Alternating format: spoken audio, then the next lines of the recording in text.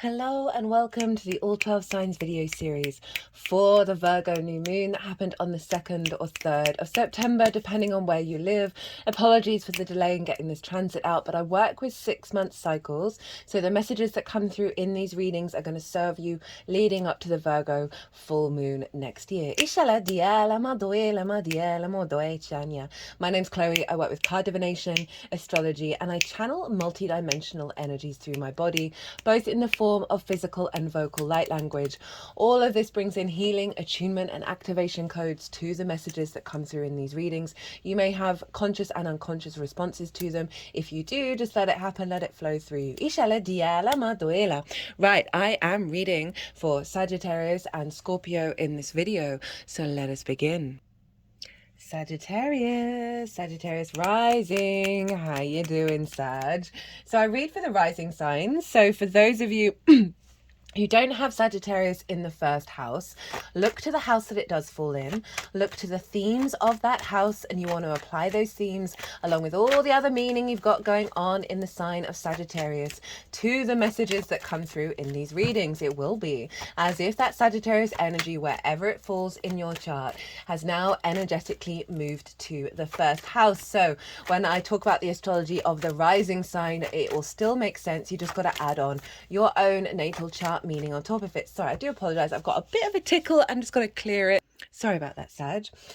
So Virgo new moon, fellow mutable sign, kicking off. As I said in the introduction, apologies for the delay in getting these out. You're likely to be watching this after the event, but I work with 6-month cycles, so the messages that come through will hold and support you over the next 6 months, so you're not missing out on anything.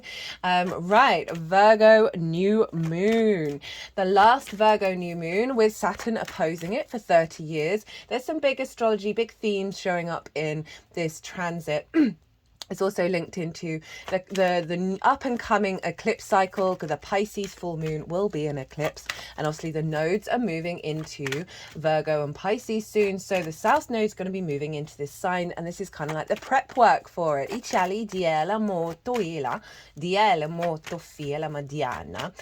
Where is this happening for you, Sagittarius? This is happening in your 10th house.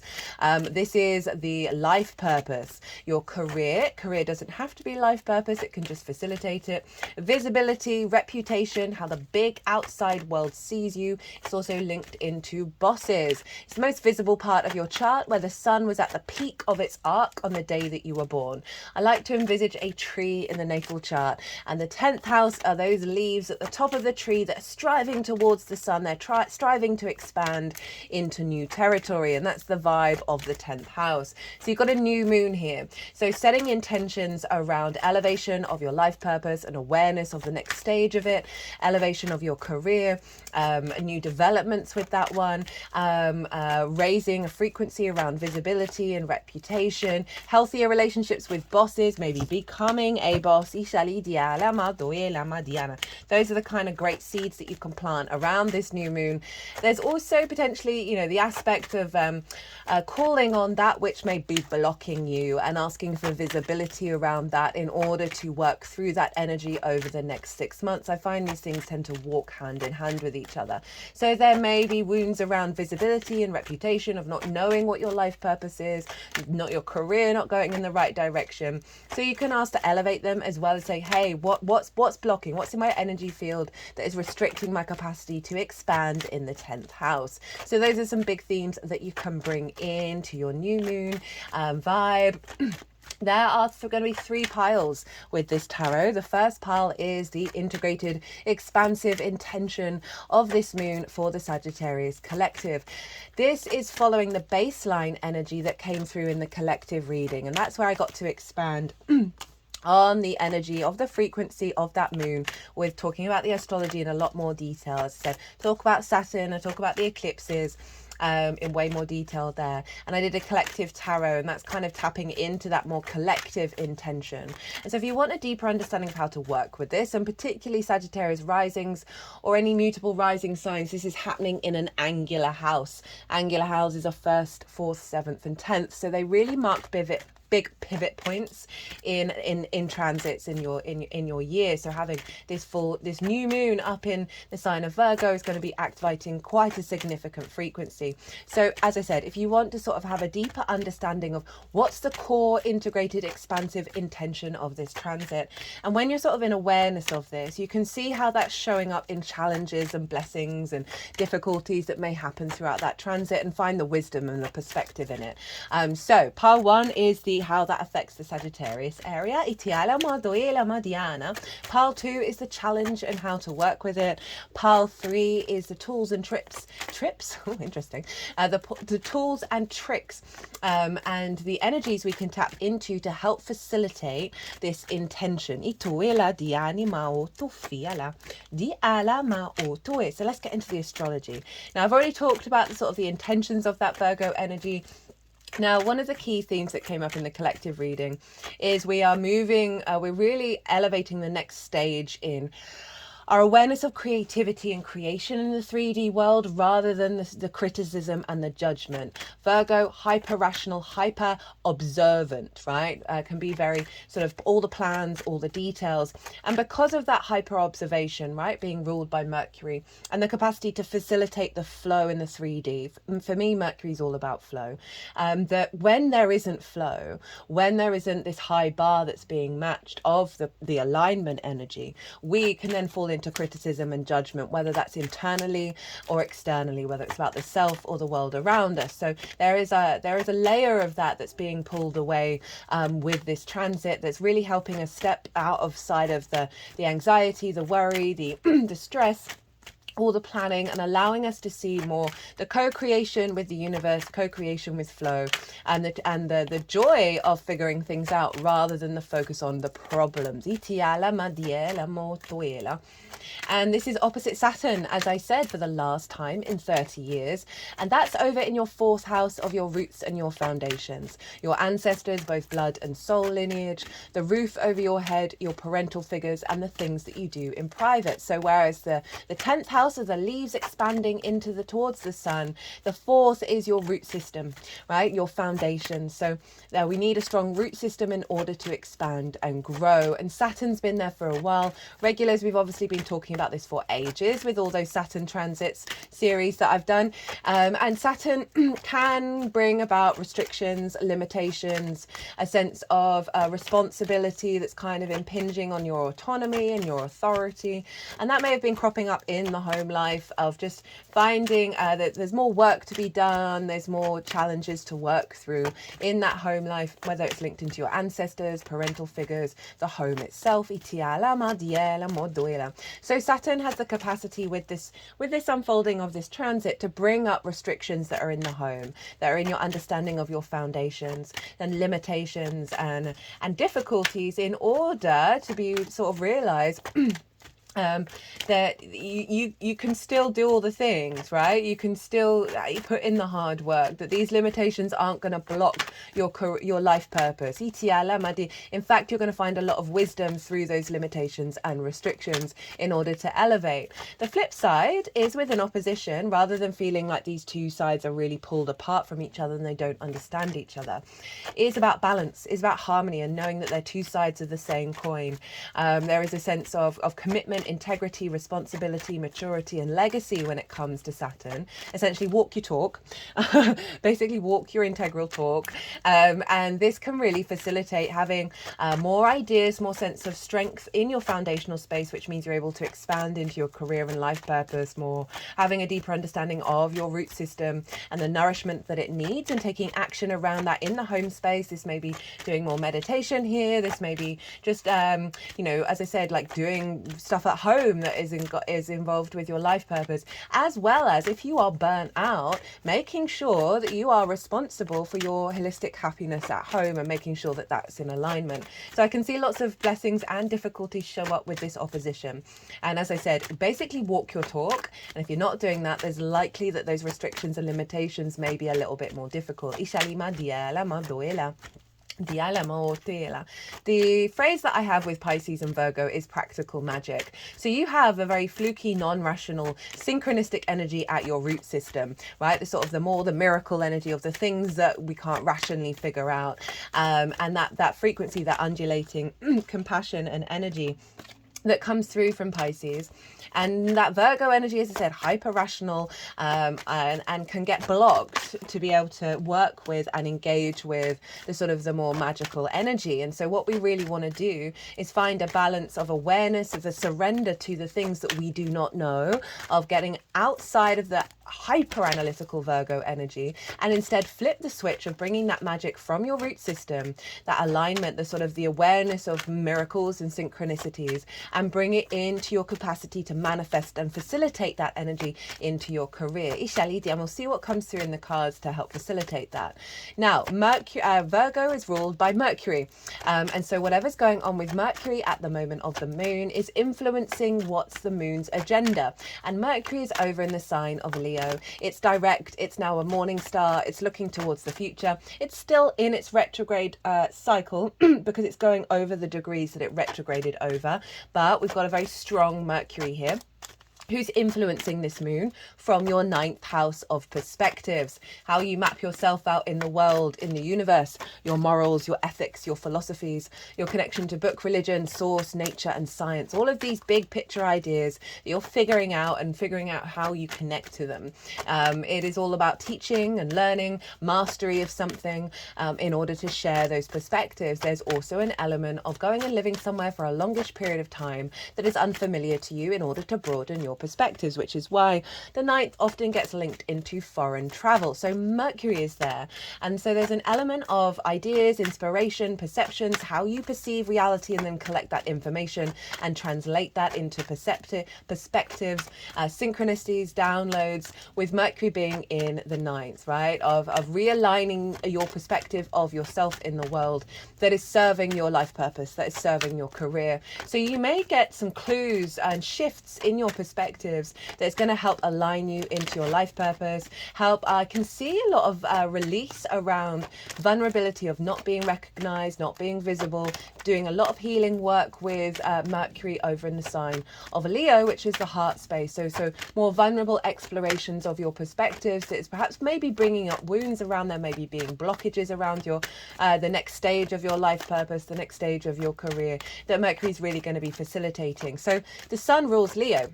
So the sun is ruling Mercury and Mercury's ruling the sun. This is what's called mutual reception. They are in each other's realms, and they've basically got a psychic hotline between each other. They're able to facilitate and promote and help the agenda and purpose of both of those celestial bodies, as well as let each other know the easiest way to access the resources and the tools of those two signs. So we've got the vision and purpose of alignment of your life purpose, feeding into these perspectives, so making sure that that's in flow. You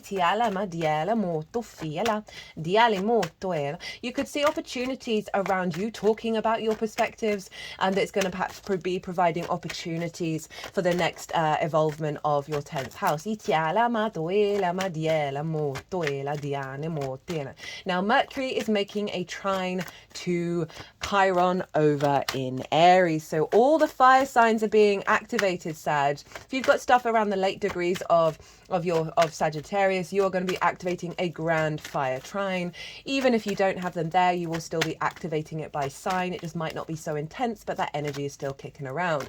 So Chiron is over in Aries, in your 5th house of your creation energy, right? Your pleasure, your amusement, your games, children, both literal and figurative children, inner child stuff, romance, dating, and love. And Mercury is trine Chiron. So there's going to be a lot of wisdom come through for the awareness of the wounds that we have that have blocked our perspective around creativity, joy, pleasure, children.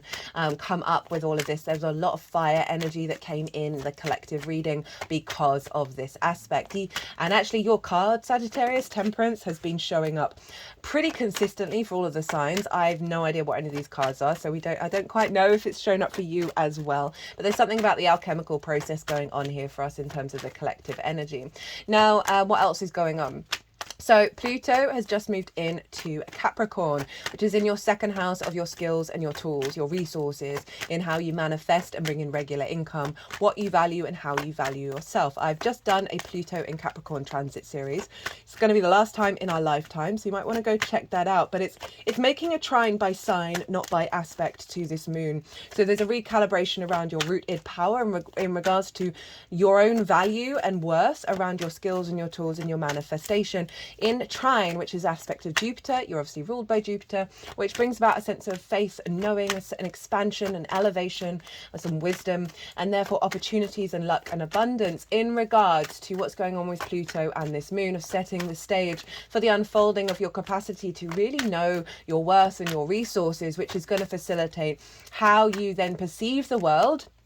Mercury over in the sign of Leo, and got the strengths card just as I was saying that, and elevate that in regards to sort of really tapping into a more of abundant frequency.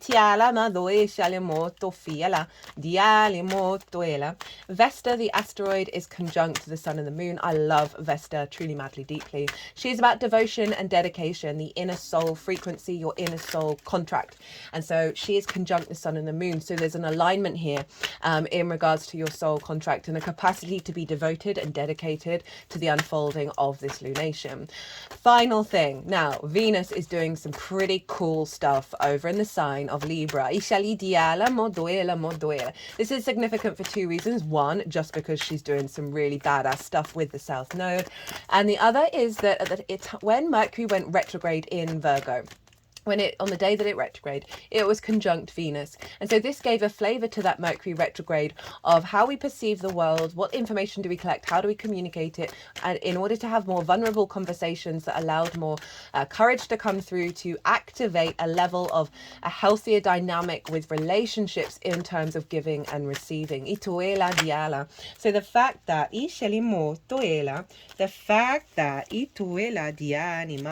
that Venus is conjunct the South Node, conjunct Juno, conjunct Black Moon Lilith at the time of this Mercury lunation, I think is really powerful. So this is in your 11th house of hopes and dreams, friends, groups and alliances, and reaping, oh there we go, that was quick, and reaping the benefits from your 10th house. So there's an alignment here. You would have felt, I've done a lot of South Node stuff. There's a South Node transit. The South Node essentially releases things and refines things in a nutshell. It's a more inner esoteric journey. And so you may have found a release of some old hopes and dreams, releasing around maybe friends groups, releasing around certain benefits that you may have received from work, all in order to bring depth and nuance and elevate that area of your chart. We're going to see more of that come fully into manifestation when the node shifts signs. But the fact that Venus is conjunct it with Juno, who represents commitment, with Black Moon Lilith, who's all about respect, honor and dignity in relationships. And if she's not getting it and it hasn't worked out, she's put all the best efforts in, she's going to walk away, right? So there's a real level of integration of the South Node energy with Venus, who's finding more harmony, more sense of love, connection, creativity, appreciation of the journey that you've been on with that South Node around your hopes and dreams. With Juno and Black Moon Lilith, of you really committing to your inner balance, to your inner reciprocity and love of what it is that how you connect to groups, what it is that you truly need from your 10th house, and hopes and dreams that are now more elevated. Right, I'm just going to do a bit of channeling. And let the energies move these cards around, see where they all want to go.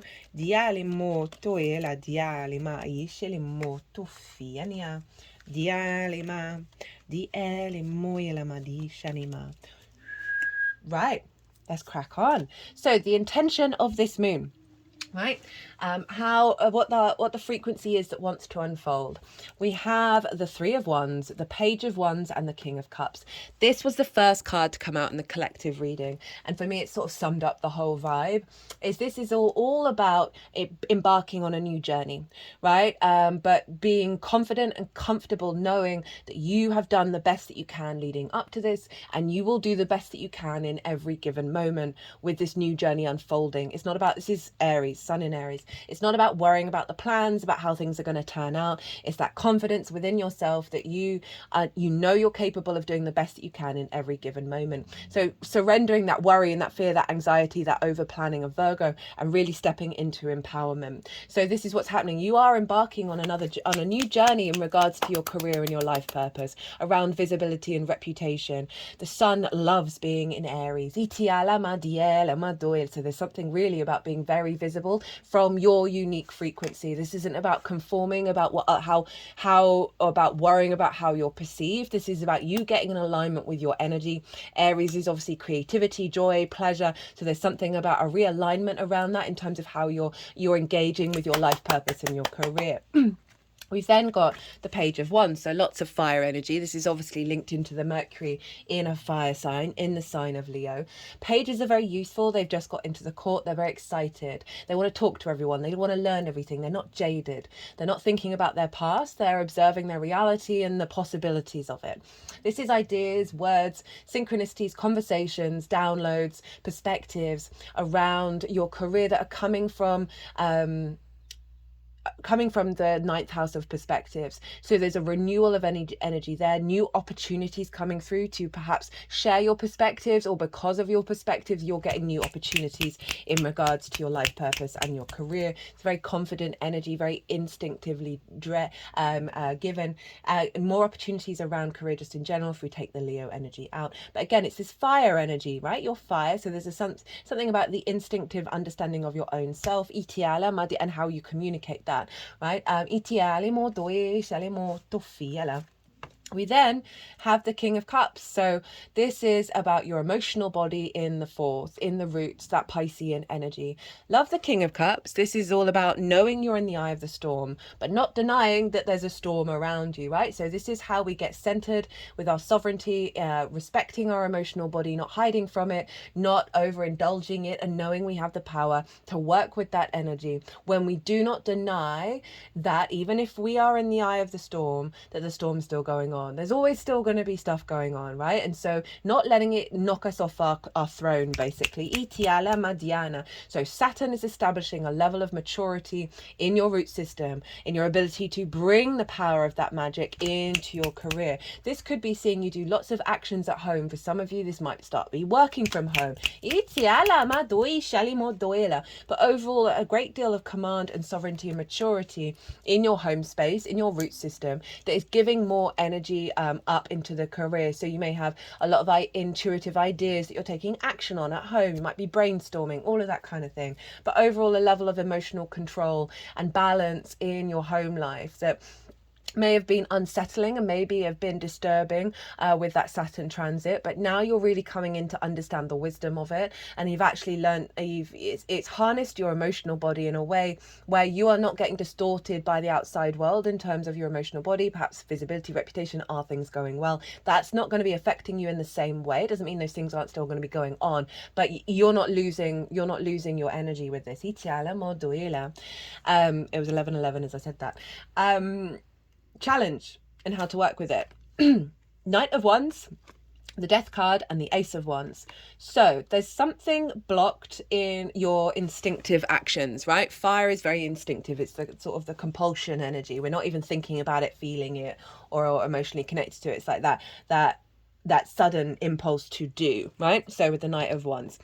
And so it's come up as a challenge, which means there's a block in your your instinctive actions. Knights embody their action. Knight of Wands can be a bit restless. Knight of Wands can be a bit frustrated that things aren't manifesting in the speed that they would like. You have yin energy in your root and your crown. So this means this is the slow unfolding. So being in awareness of that, and that's what is going on with this transit, of not necessarily needing to rush into action. There's an element of taking a breath in order to then see what comes forward. So this may be quick to action in ways that don't serve you. If we're thinking about Pluto in your second house of your values, of relinquishing and releasing old value systems that's caused you to be in this bit of a restless mode, bit impatient, bit instinctive.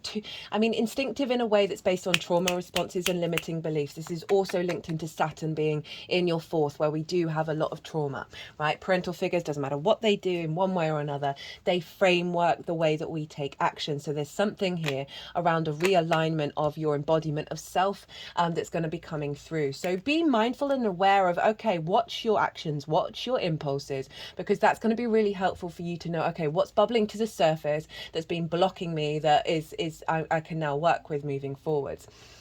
How to work with it. We've got the Death card, we've got the Scorpio card, which is your 12th house, your hidden house, your house of mysteries. This is where the unconscious spaces are: anxiety, depression, loss, grief, isolation, distorted love languages. But underneath all of that is the magic of your soul. So there's something about releasing things in those unconscious spaces right, or things that have had an authority over you that don't serve you, that even though this is fire, it's actually fundamentally got nothing to do with you, usually other energies. So there's an element of surrender here. There's also an element of perhaps going into isolation, doing some meditation, seeing what comes up, right, and allow an awareness that things are that may feel very personal and very important to you actually no longer have authority over you anymore. You've done what you've needed to do with them, and this is about a process of release and letting go. Again, water energy. So this yin, calling you to work with the yin energy with the yang. We've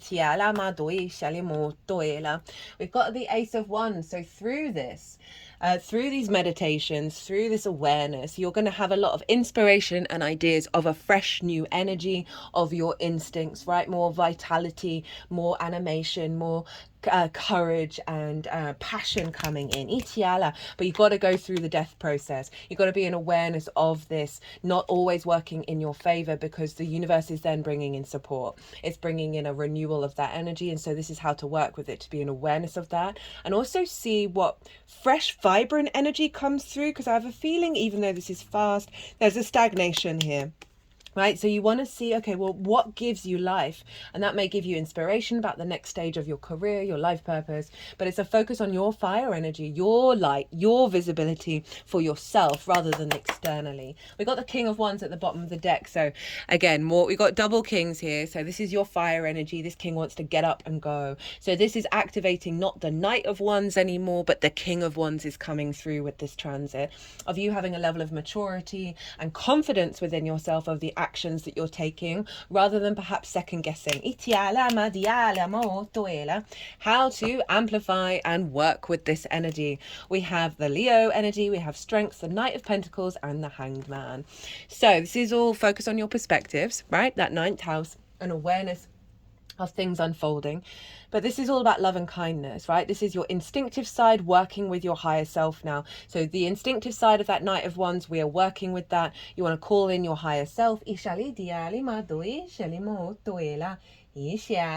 want to call in your higher self and get them to work together. It is about being vulnerable. It is about being open to shifting and changing and collaboration. And through that vulnerability comes strength. So it's really calling you to focus on your perspectives, as well as being very loving and kind to yourself and integrating the higher self with your instinctive side. I feel like that's the overall vibe of this whole reading, but it's saying bring focus to it. Bring focus to it. And then we have the Knight of Pentacles and the Hanged Man. So this is about the day. You've got two knights and two kings.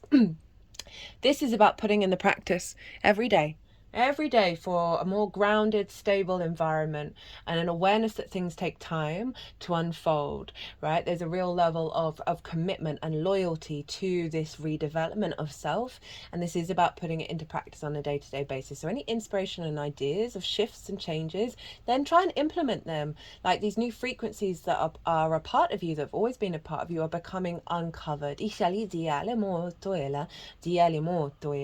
is also saying, if you do have a new project, a new idea of where your career and your life path are headed, put in the practice, take action every day. It's really going to help amplify that energy. And then we have the Hanged Man. This is Neptune over in the sign of Pisces. And so this is all about perspective and giving pause to allow new perspectives, new inspiration, new divinity to come in, right? It's the only halo in tarot.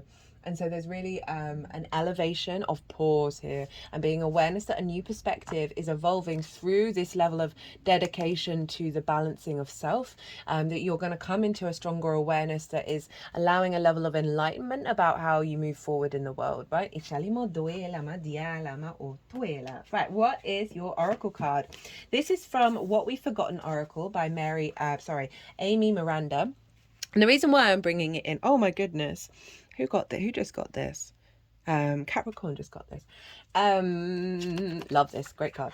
What was I saying? That Saturn's retrograde. Saturn's linked into cause and effect, karma, and consequences, and being aware of them and being integral about that. It's retrograde though, so it's revealing it's revealing that which has been hidden, right, in the deep recesses of the bigger cycles of time, which is Saturn, that is going to be useful for you to focus on with this transit. So we've got Transfiguration, number 25. This was actually the first card that I pulled with this deck. It's very new for me. I bought it for myself, little birthday present for myself. Haven't been using it for very long. Transfiguration, Stardust Shapeshifter. Imagine a light source at the very top of the universe, as if at the very beginning of time, the light of a star hundreds of times brighter than our own sun. Feel the warmth of it like our own sun on your face. Feel that warmth and imagine a strand of that light, a thread, like a current moving through your body, as if it's rolling through you like a wave. You are not separate from it, you are it. You are a walking star. And the thing about stars is they don't worry. They don't just shine in one spot. They illuminate everything that they meet. They are being and doing their magic all the time. We weren't put on this planet to worry or to create division or pain for other beings. We are here to illuminate everything around us. We are here to learn. We are here to remember how to use all the tools available to us and how to work the control of our vessels. We are here to use our own unique magic as part of the collective. If it hurts their eyes, let them wear sunglasses. So this is a really great image and an idea to tap into. Remember, this is where the sun is at the peak of its arc on the day that you were born, the 10th house. And this is saying, this is tapping into an energy that's even bigger than the sun. So there's something around really opening yourself up to the space that's beyond the rational of how things are going to manifest, and realize that you hold that light, and use that to bring in ideas and bring in solutions around the unfolding of this transit. Right, Sagittarius, I'm going to leave it at that. I hope you enjoyed this reading. Don't forget to sort of understand that you're always doing your best, and new ideas that's giving you a level of emotional control where you're able to create from your intuition, create from your foundational space that is going beyond the limitations of the Knight of Wands and stepping into this King of Wands by way of perspective and rebalancing and awareness. Okay. I hope you enjoyed this. As always, an honour and a privilege to read for you, Sagittarius. As a fellow fire rising sign, I understand the impulse to move, right?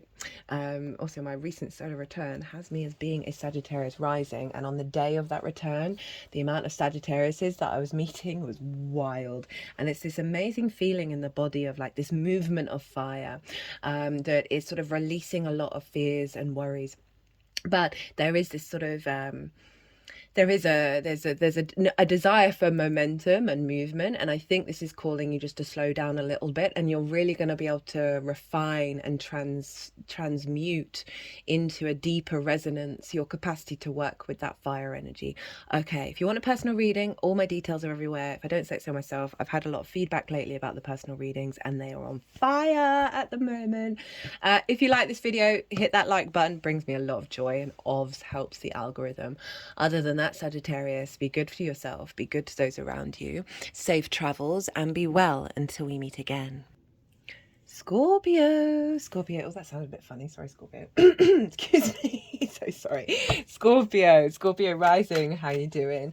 So I read for the rising sign. So for those of you who don't have Scorpio in the first house, look to the house that it does fall in. Look to the themes of that house, and you want to apply those themes to the messages that come through, along with all the other meaning you've got going on in the sign of Scorpio.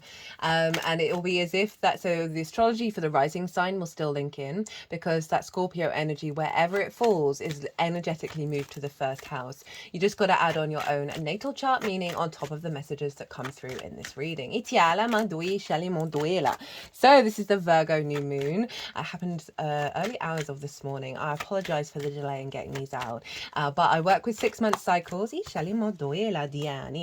And so what's coming through in these readings are going to help and support and give some awareness over the next 6 months. So you're not missing out on anything. Don't want you to see. I'm trying to shuffle so you can't see them. So there's a big reveal. So there's going to be 3 piles. The first pile is the intention of this moon, the most integrated and expansive intention for the Scorpio collective. This is on top of the collective reading.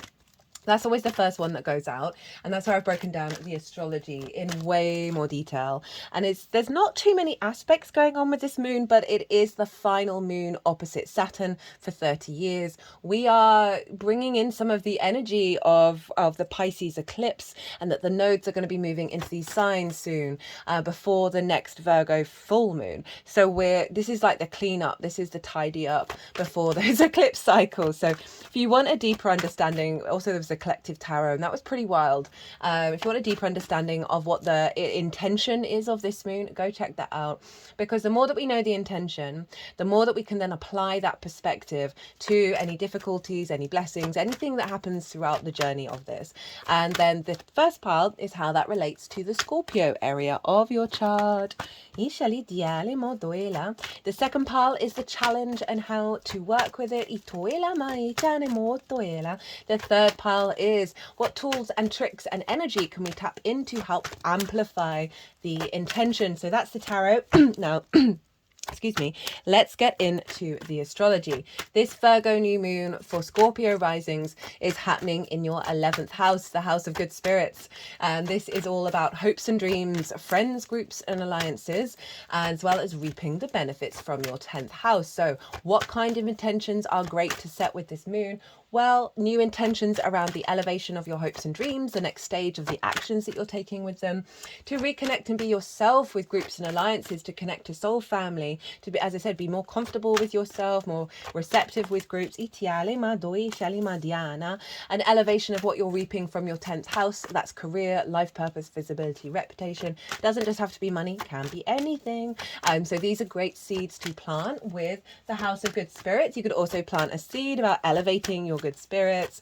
And now any sort of difficult, right, so often I find these things go hand in hand, the polarity of the universe, of all the hopes and dreams, and then all the difficulties that come up because of a transit. And so you can set intentions around the desire to observe any trauma responses and limiting beliefs that block your root energy from truly believing you deserve your hopes and dreams to come true, to connect with soul family, to actually be worthy of reaping the benefits from your 10th house. Those are some kind of blockages that, whether you have them on an individual but certainly a collective level, these can be great intentions to set to bring up any trauma responses or limiting beliefs that you can then work with over the next 6 months that serve elevating this frequency. Now, I did just mention this is the final new moon opposite Saturn. And so Saturn's over in the sign of Pisces, in the house of joy. This is your creativity, your amusement, your games, your play, your pleasure principle, romance, dating, love, children, both literal children, as well as figurative children, such as your inner child. So, Scorpio, you know I've talked about this for a while. Having Saturn through the 5th can be because it's a clamp down, it's a restriction, it's a limitation on joy, on pleasure, on amusement, on games, of all of that. And so just be really mindful that is still an ongoing cycle. However, I felt in the energy field that we've really shifted in our perspective of seeing just the difficulties with Saturn to now seeing the wisdom. So I really feel that's being amplified, but it's an opposition. And so oppositions can bring about restrictions, restrictions, isolations, limitations around around the momentum you can find, around the creativity that you can find, around bringing that into your hopes and dreams. There may just feel like a bit of a dampening, a limitation that is stopping you from truly embodying what's going on in terms of the elevation of your good spirits. Now, I say all of that not to say that there aren't going to be difficulties, but simply that there will be wisdom underneath it all. I say that as someone who's just gone through a closing out of so many karmic cycles, and it's all been a bit, it's been a lot, and it's been painful, it's been difficult, it's kind of been like, fuck you, universe, why is this going on? And it's not about denying the emotional responses that we have in those difficult situations, but the amount of times that this has happened to me now where afterwards, it's usually happens after I felt like I've leveled up. And then all of this comes up, and then you actually find that through that process, that level up that you initiated gets deeper, more expansive, more embodied. And so I just want you to be aware of this and be mindful. Whatever may come up with that Saturn over in the 5th is just helping you really get deeper into understanding what you truly need and want in this lifetime. Now, the flip side with an opposition, rather than feeling like these things are really separate and far away from each other, is about balance, is about harmony and bringing them together. Saturn's all about commitment, integrity, responsibility, legacy, and did I say integrity? I think I did. And it's bringing that from your creation energy. So whereas you may have felt a dampening down and a restriction on it, now you've matured and you're sort of deepening your integrity around what your creation energy is capable of doing, rather than it being superfluous energy. You've got a vast capacity with this transit to build from your creation energy, from a deepening of your joy, from the magic there, from your capacity to elevate how that then incorporates with your hopes and dreams, because you're able to create from this really powerful place in regards to how you manifest. So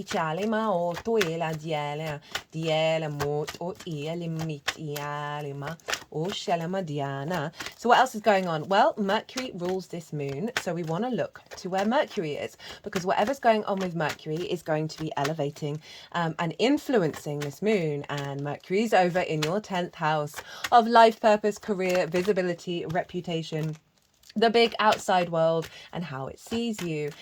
So Mercury's just come out of its retrograde. It's going direct. It is now the morning star. It's looking to the future.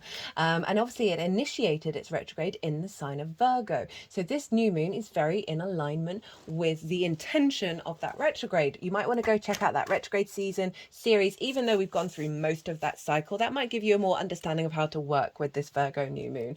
And so Mercury, the ideas, the information that we're collecting, our perceived reality from our heart space, synchronicities, opportunities, conversations in regards to your life purpose and your career. It's reorientated its perspective around the heart, around your own light, and perceiving reality in a healthier way that is aligning with the power of your generator, your sun, in the sun that's in the center of your heart. About the steps that you're taking, this confidence in who you are, your ability to express that, observe that. You may find you're just having a lot more opportunities and conversations that lead to opportunities that then elevate your hopes and dreams, your connection with soul family, your integration of really being at peace with whatever you're reaping from the 10th house, which is going to bring in a higher alignment of abundance. You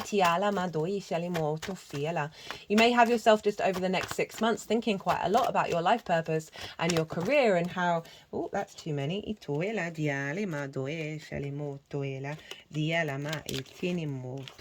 I've got the Emperor at the bottom of the deck. Love that. Let me just for one. Ooh, I love this. Love those cards. Now just channeling the energies, move these cards around.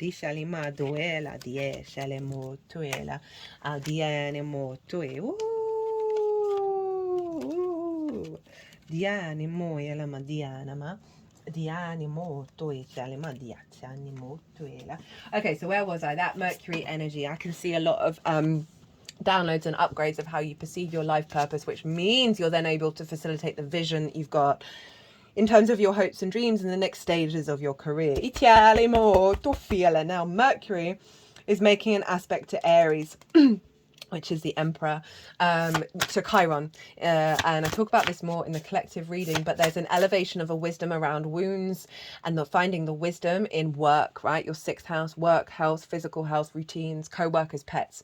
So there's an elevation and clues of conversations, perhaps being more brave and more courageous in what you're saying, in regards to wanting that promotion, from the way that you work, that you may have not received that sort of recognition and validation. So that's a really powerful energy that's coming through, particularly backed up with the Empress. I'll talk a bit more about that when we get to it. What else? Pluto's just moved into Capricorn. Hello. And this is the final transit that's happening in our lifetime. All these cards are quite loud and shuffling. I need to re-listen to my videos to see how this is sounding. There we go. Ooh. What was I saying? Pluto, done a Pluto transit. Not going to have that again in our lifetime. Pluto over in Capricorn, which for you is in, why has my brain gone blank? Your third house of communication, right? Your environmental frequency, how you find meaning in the day-to-day, your local community. And this is trining the moon by sign, but not by aspect, because this moon's at 11, Pluto's at 29 degrees. So there's a reconfiguration of your rooted power and your magnetism around the way that you communicate, around how you find meaning in the day-to-day. I think this is going to clear out a lot of cobwebs around how you perceive your life path, right? It doesn't have to be career, because the more meaning you're finding in the day-to-day, the more energy that you're going to have to be in awareness and flow of your frequency around how you're perceiving your reality and how you're communicating your understanding of where you're headed next. And I think that's going to act as a big surrender energy that's actually going to create a lot more energy.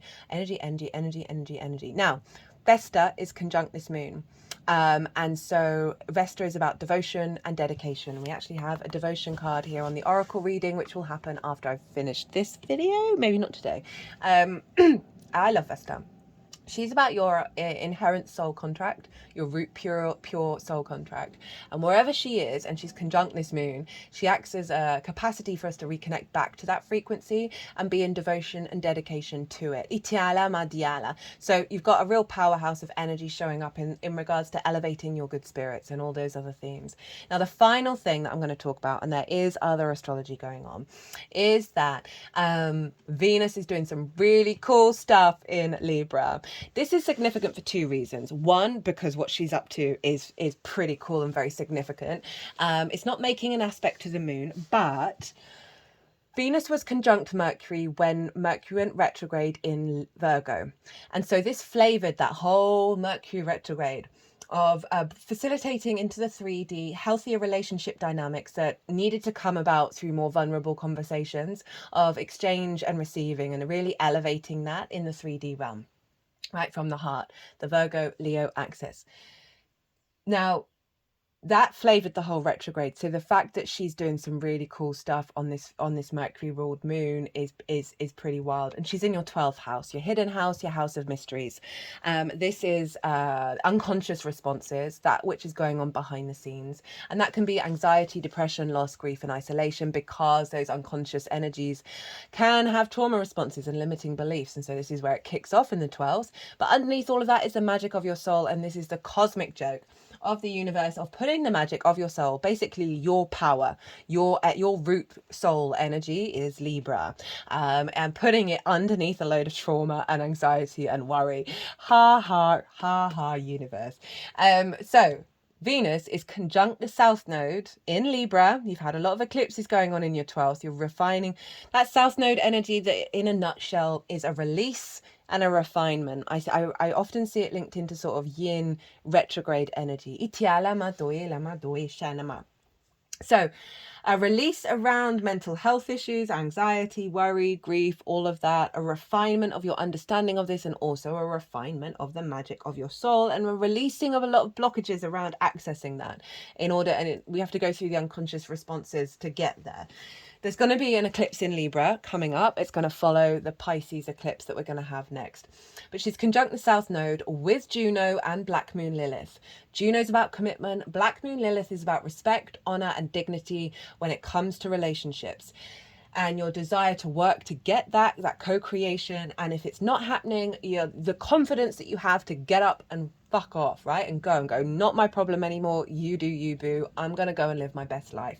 So I love this combination of the South Node, Venus, the ruler of the South Node, on the South Node, elevating and harmonizing and connecting the dots with a sense of appreciation, love, value, grace, diplomacy, as well as creativity of all that's gone on with that South Node energy. It's really elevating that back to love.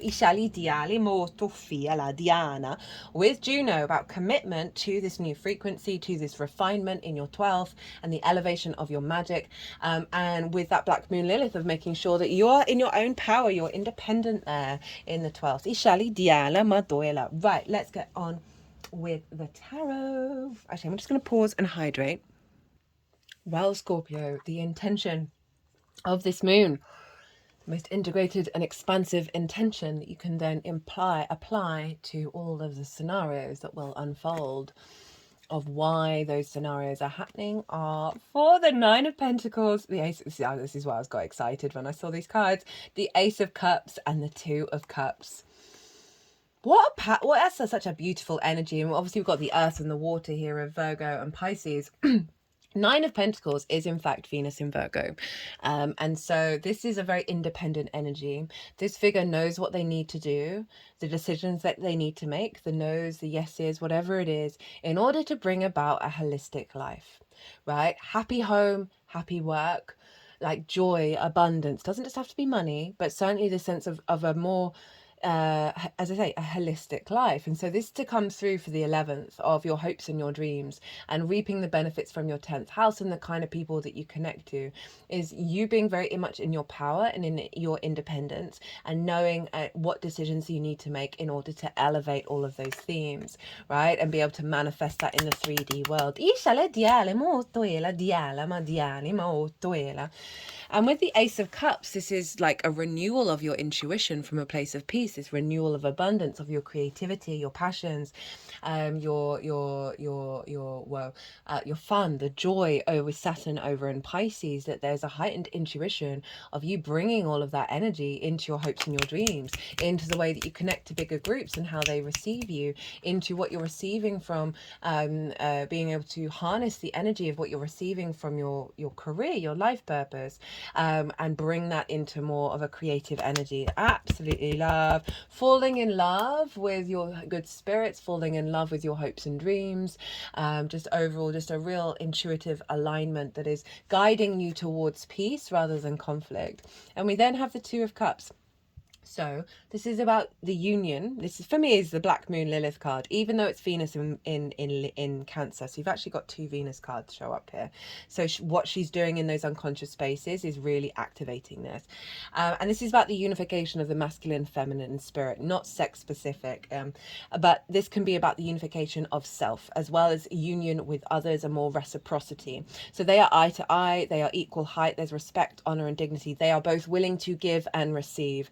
They are co-creating with each other. We have the caduceus, which represents healing, and the snakes are also a representation of Kundalini energy. So the intention of this moon is to bring you into a state of union from a place of love, there is just such a level of clarity of respect around what you intend to do, in terms of that Nine of Pentacles, that is leading to your interaction with yourself in the way that you take steps to manifest and for things to unfold, that is more in balance and more in harmony with spirit and with yourself, from a place of love, from a place of reciprocity. So this can be like you really loving yourself, and therefore truly knowing that you are worthy of hopes and dreams, worthy of receiving the benefits from your 10th house, worthy of connection on a beautiful emotional respect and honor and dignity with other people.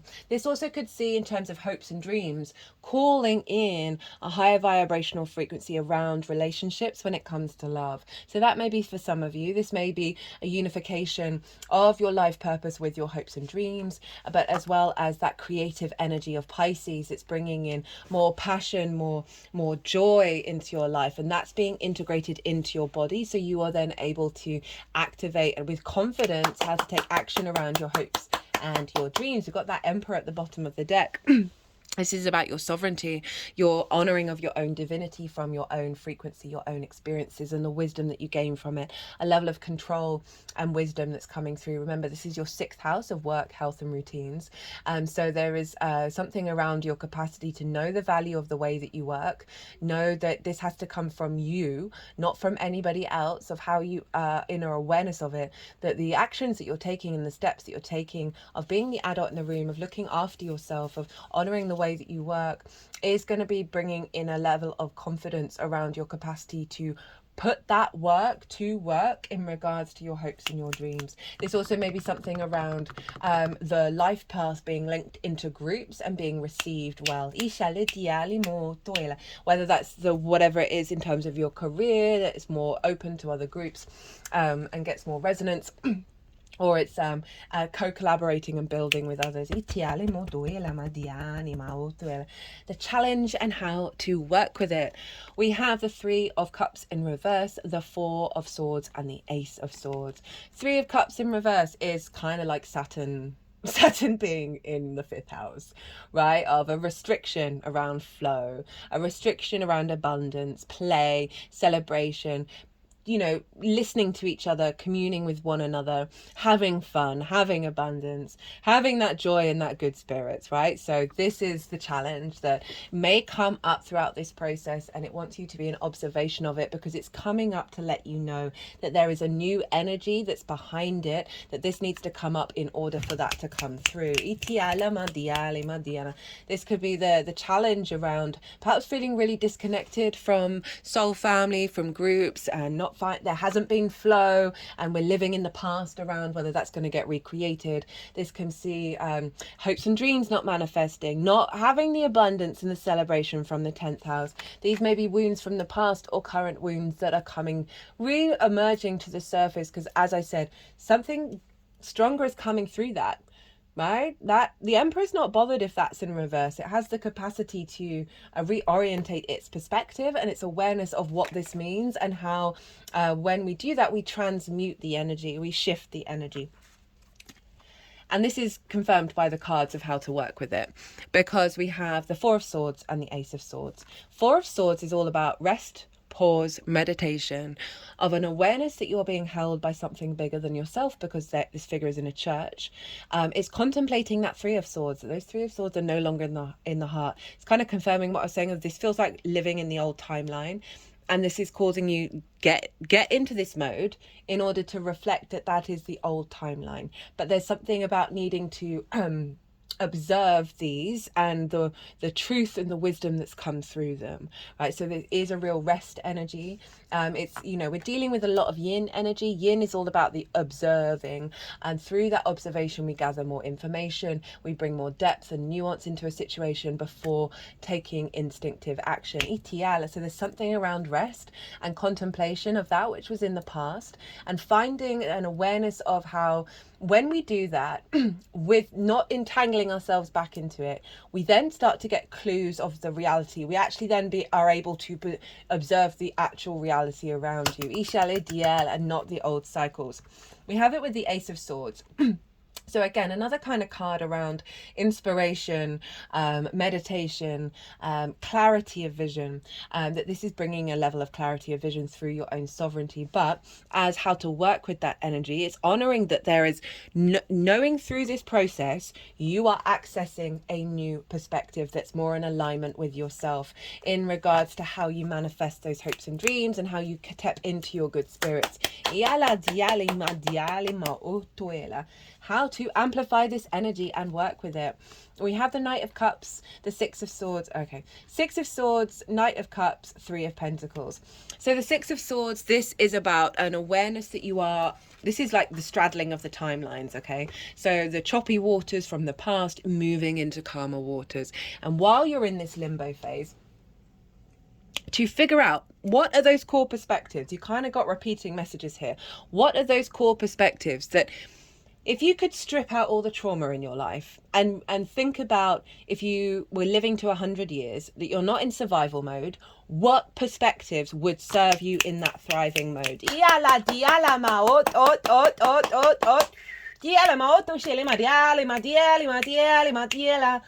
Oh, they like that one. So that's something to focus on.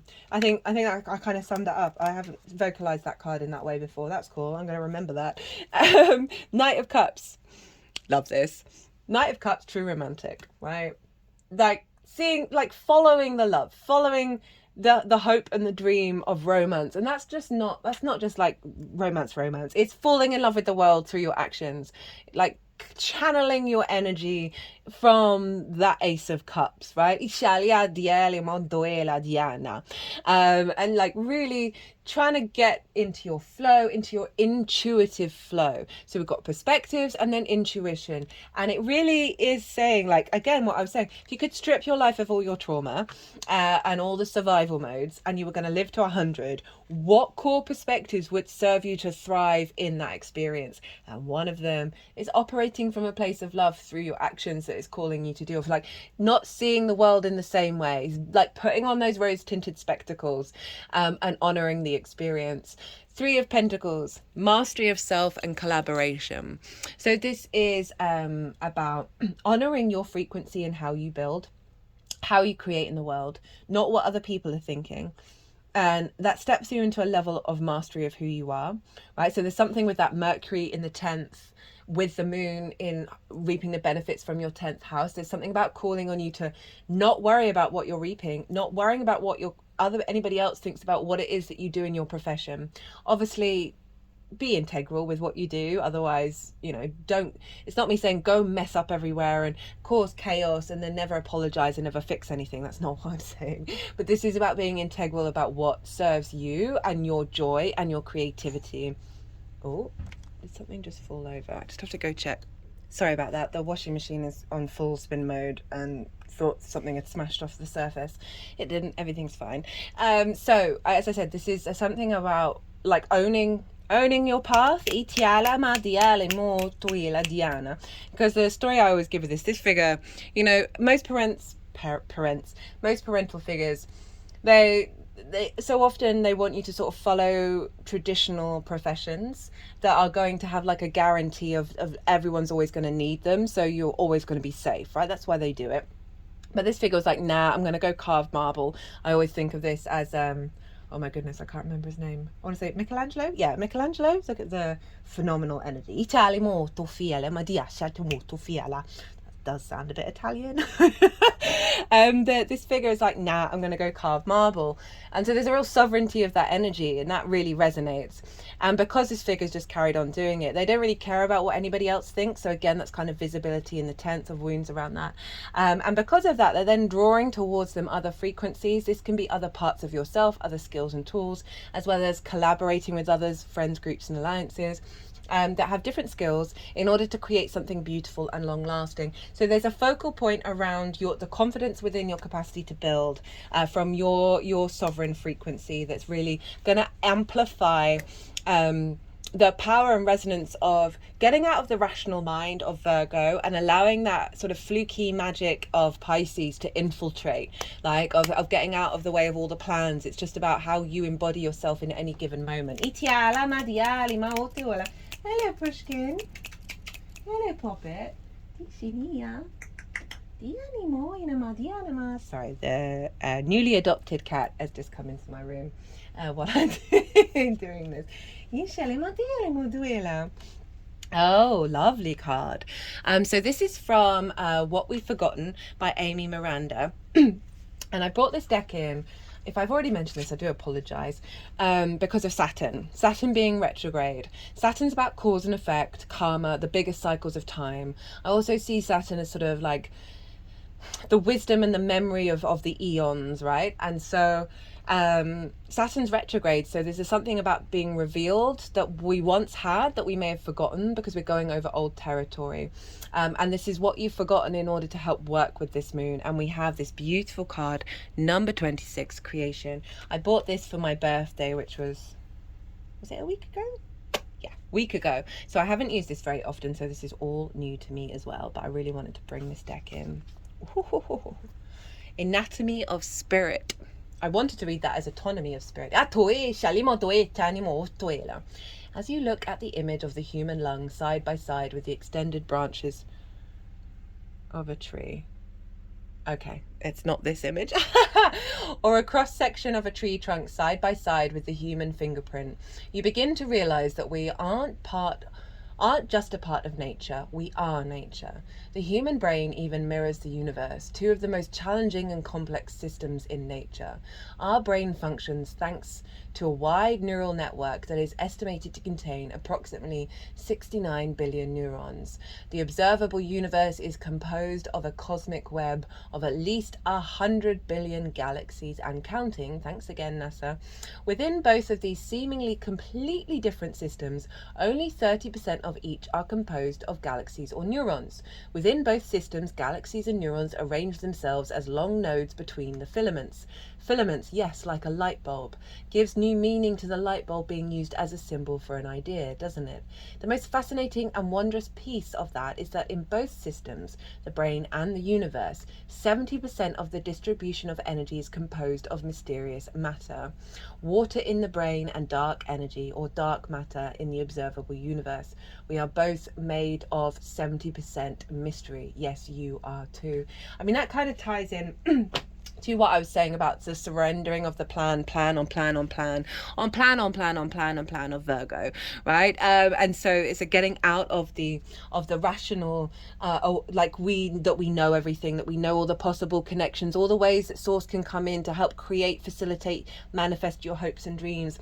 This is really calling to surrender a lot of that and really lean in on that Pisces energy of the magic and make it practical. So this is aware of creation and the power within you that comes from both the known and the unknown forces. And